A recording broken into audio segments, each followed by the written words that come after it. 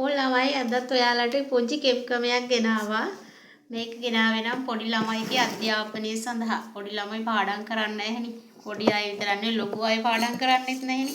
ඉතින් ඒ හින්දා ඒ ළමයිගේ තියෙන කම්මැලිකම අලස ගතිය නැති කරලා ඒ ළමයි පොතට පතට හුරු කරගන්න පුංචි කෙම්ක්‍රමයක් තමයි අද මම අරගෙන ආවේ. ඉතින් බලමු මේකට මොනවද ඕනේ කියලා. මෙතන තියෙනවා මුං ඇට මිටවල් මෙහෙම ගත්තොත් මිටවල් දෙකක් විතර තියෙනවා. හොඳ මුං ඇට ගන්න ඕනේ. අලුත් මේවා ගුල්ල ගහන්න බෑ. එතකොට මේ බොල් වෙන්න බෑ. කැඩිච්ච ඒවා ගන්නත් බෑ. හොඳ මුං ඇට ටිකක් ඕනේ. කියන්නේ මෙහෙම ගත්තොත් මිටවල් දෙකක් විතර. එතකොට ලුණු මේ වගේ පුංචි කෝප් එකකින් එකක් ඕනේ. අලුත්ම ලුණු පැකට් එකකින් ගන්න ඕනේ. ඊගාවට මේ වගේ චූටි බෑග් එකක් ඕනේ. බලමු මේක හදාගන්න විදිහ. ඔයා මේ ලුණු එකයි මුං ඇට එකයි මෙහෙම අත් දෙකෙන් අල්ල ගන්න ඕනේ. ඉතින් මට අල්ලලා පෙන්නන්න බෑ මේ ෆෝන් එක අතේ හින්දා.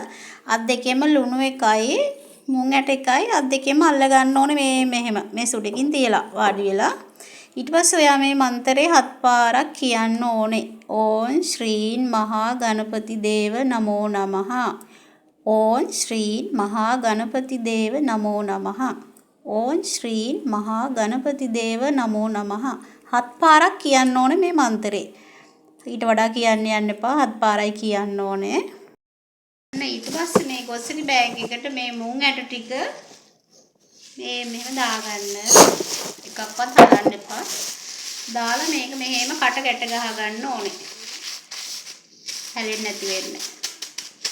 දැන් මේක තියන්න ඕනේ. දැන් ඔයාගේ දුව හරි පුතා හරි මල්ලි හරි අයියා හරි ඉගෙන ගන්න කෙනා යොමු කරවන්නනේ මේක කරන්නේ. සමහර ළමයි ඉගෙන ගන්න කැමති නැහැනේ. ඇත්තට පාඩම් කරන්නේත් නැහැ. පොතක් අතින් අල්ලන්නේ නැහැ. එක්ක සෙල්ලම. එහෙම නැත්නම් කම්මැලිකම. එක්ක පාඩම් කරන්න ගියත් පොත් මේසෙ උඩ නිදි. නේද? නැත්නම් ෆෝන් එකේ. එක්ක ගෙදර නැහැ.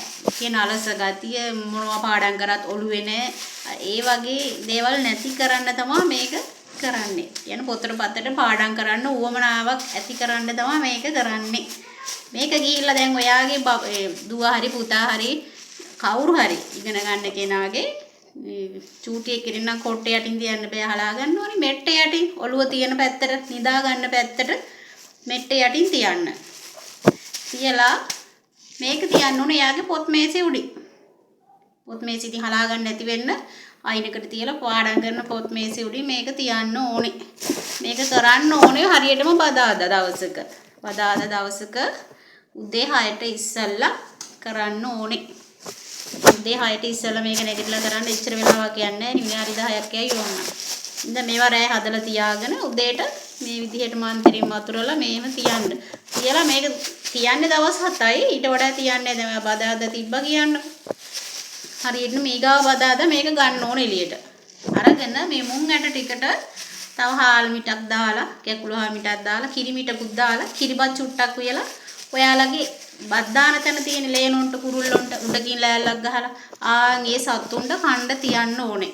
මිමින් එහෙම තියන්න එපා වියලා උඩකින් තියන්න. දවස් 7න් හරියටම දවස් 7න් අයින් කරන්න. එතකොට ලුණු එකක් දවස් 7න් අයින් කරන්න. එක්ක ගලා යන වතුරකට දාන්න. එහෙම නැත්නම් පෑගෙන්නේ නැති දැනකට මේකත් දාන්න.